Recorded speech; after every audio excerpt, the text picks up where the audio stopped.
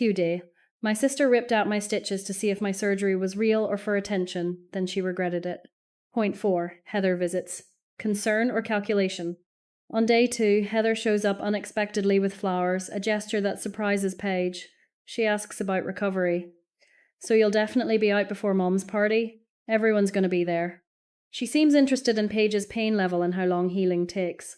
Margaret Torres, a senior nurse, notices Heather asking detailed questions but thinks nothing of it. Sisters often worry about logistics. Heather squeezes Paige's hand before leaving. Get better soon. We need you there. It's the nicest thing she's said in years. Paige wants to feel touched. Instead, something feels wrong, though she can't explain why. Cliffhanger. That night, I woke to the sound of my door opening. Heather was standing at my bedside, her hand hovering over my bandage. Just checking on you, she whispered. But in the dim light from the hallway, I could see her face. She wasn't checking on me. She was studying me the way someone studies a problem they're trying to solve. Part 2. Rising Action. Climax 1. Objective. The attack happens with medically accurate detail. Family betrays Paige completely. She is isolated, but her reaction shows the shift from hurt to resolve. First major shock moment. Paige's current situation. Day 3 post-surgery, attacked by her own sister, bleeding and unconscious, then waking up to discover her family believes Heather's lies. Point 1. Heather's attack. Medically accurate and horrifying. Day 3 morning. Heather returns when the room is empty. Her demeanor has changed cold, clinical. She stands over Paige and says, "You know what I think? I think you're milking this. You want everyone feeling sorry for you so you can steal the spotlight at Mom's party." Before Paige can respond, Heather peels back the bandage, exposing the fresh incision. Then she digs her fingers into the wound and pulls hard. Paige feels the stitches give way one by one. She screams. Blood pours out. The last thing she sees before losing consciousness. Heather walking toward the door without looking back. Point 2. Hospital emergency and critical documentation. Thumbnail text. My sister ripped out my stitches and said, "Let's see if you're really hurt or just seeking attention." I passed out. She walked away smirking. But when the hospital filed their report, and the investigator knocked on her door, she realized who she had actually hurt. Another nurse finds Paige unconscious in a pool of blood. Emergency surgery, the surgeon has to extend the incision to get clean edges for reclosure, 14 stitches instead of 8. The surgeon documents. Wound forcibly disrupted by external manipulation. Traction pattern inconsistent with self-infliction or accidental dehiscence. Direction of force indicates external party standing at bedside. Recovery now extended by at least 2 additional weeks. Paige will definitely miss Mom's retirement party. Point 3. Heather's counter-narrative and the family's betrayal. When Paige regains consciousness and calls her mother, Heather has already planted her version. Mom says coldly, "Heather told me what happened. She said you got upset about the party and did this to yourself. For attention." Dad's voice in the background. "We can't deal with this drama right now. We have the party to plan." Paige hears these words and feels something familiar, the old hurt, the old disappointment. But this time, something else rises alongside it. Not sadness, anger. The kind of anger that has been building for 36 years and has finally found its voice. Point 4. Margaret notices something wrong. Margaret returns to her shift and checks on Paige. She sees the extensive rebandaging and Paige's tear-stained but determined face. When Paige says, "My sister did this," Margaret doesn't dismiss her. She remembers Heather's detailed questions about recovery time. She remembers the flowers that felt performative. She says quietly, "I was in the hallway. I heard you scream, and I saw who walked out." She pauses. "I've been a nurse for 35 years. I know what guilt looks like when it's walking away. Your sister didn't look guilty. She looked satisfied. For the first time in Paige's life, someone believes her without hesitation."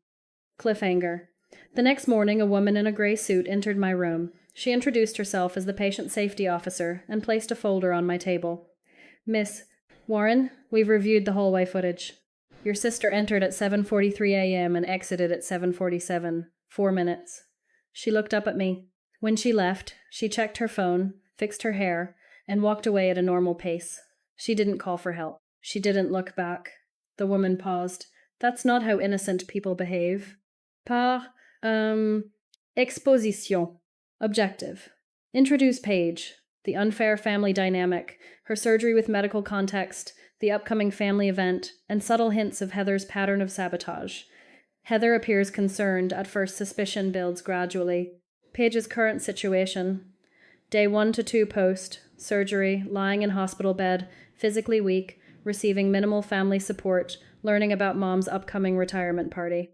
Part 3, climax 2 plus major twists. Objective. The truth reverses everything. Multiple twists reveal premeditation, Heather's real plan, and Paige's hidden sacrifice. Evidence becomes undeniable. Paige makes her choice. Paige's current situation. Day 4 to 6 post-surgery, still hospitalized, being interviewed by investigators, watching years of lies unravel, making the decision to fight back. Point 1, twist 1. The camera footage reveals calculated behavior. The hallway camera tells a damning story.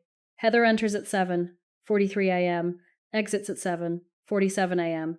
4 minutes. When she leaves, there's no panic, no rushing for help. She checks her phone, adjusts her hair in the reflection of a window, walks to the elevator at a leisurely pace. The patient safety officer says, "I've investigated dozens of incidents. When someone witnesses an accident, they react, they freeze, they run, they call for help. Your sister did none of those things. This is the behavior of someone who completed what they came to do." Point 2, twist 2. Jenna's testimony reveals premeditation and her own history with Heather. Jenna Kowalski contacts the hospital after hearing rumors. She and Heather were close friends in college until Heather slept with Jenna's boyfriend. They reconnected a year ago, and Jenna wanted to believe Heather had changed. Now she knows better. She reveals that 2 days before the attack, Heather texted her, "If someone's stitches came undone, would that cause infection? How much longer would they stay hospitalized?" Jenna thought Heather was worried. Now she sees the truth. She provides screenshots of their entire conversation, including Heather saying, "If Paige is still in the hospital during Mom's party, at least we won't have to deal with her drama." Point 3, twist 3. Aunt Helen calls with the truth, the family buried. Aunt Helen, Mom's sister, calls Paige directly after hearing about the attack through family whispers. "I need to tell you something your mother has chosen to forget." 18 years ago, when Paige was 18 and Heather was 13, Paige received a full scholarship to UC Berkeley. But that summer, Mom was diagnosed with early-stage breast cancer. Dad was working double shifts to cover bills. Someone needed to stay home, manage Mom's care. Point 1, Paige's life and her invisible role in the family. Paige lives alone in suburban Portland, running a stable freelance accounting business. She's successful by objective measures, but without a husband, children, or prestigious job title, her family treats her as the underachiever. She learned long ago to stop expecting recognition. The last time anyone in her family asked how she was doing, really asked, she couldn't remember. And look after Heather, who demanded constant attention and emotional support even then. Paige gave up her scholarship. She stayed for 2 years. When Mom recovered, no one thanked Paige. No one even acknowledged what she'd sacrificed. Heather got full financial support for her own college education 4 years later. "You gave up everything for that family," Helen says, "and this is how they repay you." Point 4. Paige makes her decision. The patient safety officer presents Paige's options. The hospital will transfer the case to police if Paige wants to proceed. With the camera footage, Jenna's testimony, and medical documentation, there's enough evidence for charges. "This is your choice," she says. "No one can make it for you." Paige thinks about 36 years of being the bigger person, of forgiving, of disappearing so others could shine. She thinks about the scholarship she surrendered, the career she rebuilt from scratch, the family that never once asked what it cost her. Then she looks at the officer and says, "Do it. File the report. I'm done being invisible." Cliffhanger. That evening, my phone rang. It was Mom. Her voice was different, not angry, but shaken. "Paige, please, don't do this. Think about what it will do to our family." I let her words hang in the air for a moment. Then I said something I'd never said before in my life. "No." And I hung up. Part 4. Falling action. Climax 3. Final challenge. Objective. Paige actively builds her case. Heather's desperation leads to a critical mistake. Family pressure intensifies, but Paige holds firm. Consequences cascade. The retirement party happens, but nothing goes as Heather planned. Paige's current situation. Week 2 to 4 post-surgery.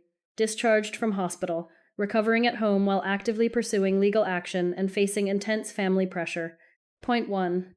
Paige takes control of her own case. Paige doesn't wait for others to build her case. She remembers Heather's text before the hospital visit. "Don't worry, I'll come check on you. Make sure you're not exaggerating like usual."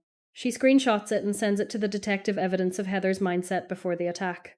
She contacts Jenna directly, and Jenna, still carrying guilt about not seeing through Heather sooner, provides every message, every screenshot, every piece of their conversation.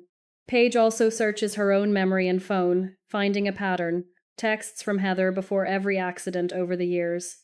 The spilled coffee, the missing medication, always a message beforehand. Always plausible deniability, until now. Point 2. The family's lifelong favoritism and Heather's pattern of small cruelties. Point 2. Family pressure reaches a breaking point. Mom arrives at Paige's apartment crying, "You're destroying our family. My retirement party is ruined. Are you happy?" Paige responds calmly, "Your party isn't ruined because of me. It's ruined because Heather attacked me to make sure I couldn't attend. Did you ever ask yourself why she did it that particular week?" Mom goes silent. She hadn't considered the timing. Dad calls separately, the first time he's reached out directly in years. His voice is tired. "Paige, I know things haven't been fair, but this is family. Can't we handle it privately?" Paige answers, "You had 36 years to handle it privately, Dad. You chose silence, every time." This is what happens when silence stops working. Point 3. Twist 4. Heather's desperate mistake, witness tampering. Heather has always been in control. But the investigation is moving faster than she expected. The video, Jenna's betrayal. Her job placing her on administrative leave. For the first time in her life, Heather is desperate, and desperate people make desperate mistakes. She finds Margaret's address through a People Finder website and shows up at her door with a gift basket and an envelope of cash. Margaret, families have conflicts. If you could just remember things less dramatically, we'd be so grateful. But Margaret received a strange voicemail from Heather the day before, too sweet, too eager to connect. Margaret has been a nurse long enough to trust her instincts. Before she answered the door, she started recording. The next day, she submits the recording to police. Heather now faces an additional charge: witness tampering, a felony. Point 4. Mom's retirement party and its aftermath. The retirement party happens without Paige. She's still recovering. But it's not the celebration Mom envisioned. Extended family has heard rumours. Aunt Helen attends and doesn't hide her coldness toward Heather. Cousins whisper. Heather tries to act normal, but no one looks at her the same way. Mom later admits to Paige, "It wasn't much of a party. Your father barely spoke." And Heather, she pauses. "People kept asking where you were. What happened to you?" I didn't know what to say. For the first time, Heather's control over the family narrative has cracked at the very event she tried so hard to dominate. Since Heather was born when Paige was 5, all attention shifted to the younger sister. Every conflict ended with Paige being told to be the bigger person. But it wasn't just favoritism. There were incidents Paige had trained herself to dismiss. The coffee spilled on her laptop the morning of her biggest job interview. The allergy medication that vanished before Heather's graduation party, leaving Paige too sick to attend. Accidents that always seemed to benefit Heather. Cliffhanger. 5 days before the court date, my phone rang. Heather. Her voice was smaller than I'd ever heard it. "Paige, I need to see you. Just once, before everything ends. Please." Every instinct told me to say no. But I realized I needed this too, not for closure, but for clarity. I needed to hear what she would say when there was nothing left to hide behind. Part 5. Resolution. Objective. Justice is served through realistic legal process. Heather reveals her psychology without full theatrical confession. Paige sets firm boundaries and chooses healing. Empowering conclusion appropriate for 55+ female audience. Paige's current situation. Month 4 after the incident. Court case concluded through plea deal, beginning to rebuild her life with clarity, boundaries, and self-worth. Point 1. The final meeting. Heather's mask cracks but doesn't fully fall. They meet at a quiet cafe. Heather starts with rehearsed tears. "I'm so sorry, I don't know what came over me. If you drop this, we can go back to how things were." Paige doesn't react. She asks quietly, "Why did you really do it?" Not the excuse, the real reason. Heather's face shifts. "Because you were going to ruin everything. Mom's party, the family. You always make things about you." She stops, and something darker flickers beneath the surface. And I couldn't let them start. Noticing you, asking questions, feeling sorry for you instead of, she catches herself. But Paige heard what Heather didn't finish, instead of me. Heather will never fully admit what she did or why, but in that unfinished sentence, Paige finally understands. Heather doesn't hate her. Heather fears her fears. What happens if anyone starts seeing Paige clearly? Because then they might see what Heather has taken, and Heather has built her entire identity on making sure that never happens. Paige stands up. I used to think if I was patient enough, kind enough, invisible enough, you'd eventually see me as a sister instead of a threat. But you were never going to change, Heather. Because you need me to be nothing so you can feel like something. That's not my burden to carry anymore. Point 2. Heather receives fair legal consequences. Heather's lawyer pushed for a quick resolution. With the evidence overwhelming video, text messages, Jenna's testimony, Margaret's recording a trial would only make things worse. The prosecution offered a plea deal. She took it. Misdemeanor assault, 2 years probation. Witness tampering reduced to attempted coercion, concurrent probation. Fines totaling $10,000. Medical restitution, $14,000. 12 months mandatory psychological counseling. 200 hours community service. Criminal record that will appear on every background check for the rest of her life. Not prison. But Heather walked out of that courtroom knowing that every job application, every new relationship, every future opportunity would carry the weight of what she'd done. Her carefully constructed image, the successful sister, the golden child, had shattered, and unlike a wound, reputation doesn't heal with stitches. Point 3. The letters. Mom's acknowledgement, and Dad's silence broken. A week after the court date, 2 letters arrive. Mom's letter. I spoke with Helen. She reminded me of things I'd chosen to forget: your scholarship, the years you gave up, everything you did while I was sick, and I was too focused on myself to notice. I don't know when I stopped seeing you. Maybe I never really did. I'm not asking for forgiveness. I just need you to know I see you now, finally. And I'm sorry it took this long. Paige never connected the dots. She didn't want to believe her sister was capable of that. Dad's letter is shorter. I should have spoken up. Every time your mother favored Heather, every time you were treated unfairly, I told myself it wasn't my place. I was wrong. I can't fix 36 years of silence. But I can start speaking now. If you'll let me. Paige reads both letters twice. She doesn't call either parent. Not yet. But something that had been knotted inside her for decades begins to loosen just slightly. Point 4. Paige rebuilds with boundaries, healing, and self-worth. Paige doesn't cut off her family completely, but she sets clear terms.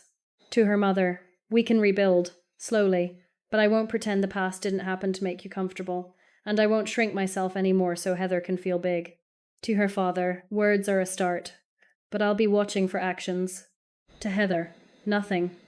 Some doors need to stay closed, not out of hatred, but out of self-preservation. If Heather ever does the real work of change, years from now maybe there will be a conversation, but Paige isn't waiting for it. She's done waiting. She starts therapy not because she's broken, but because she deserves to heal. She begins to understand that she was never invisible because she lacked value.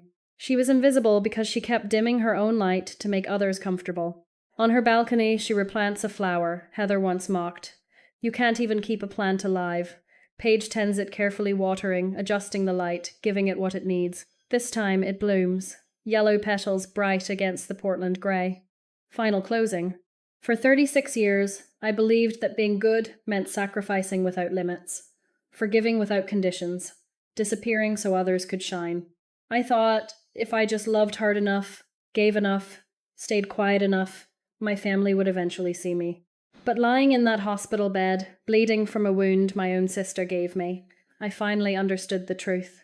I wasn't invisible because I lacked worth. I was invisible because I kept making myself small so others could feel big. Heather didn't attack me because she hated me.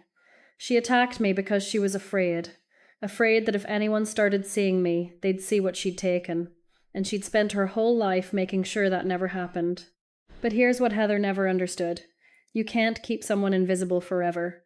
Eventually, the light finds a way through. I used to think forgiveness meant letting go of what happened. Now I know better. Forgiveness isn't about them, it's about refusing to let their actions define your future. I don't forgive Heather for her sake. I release her grip on my life for mine.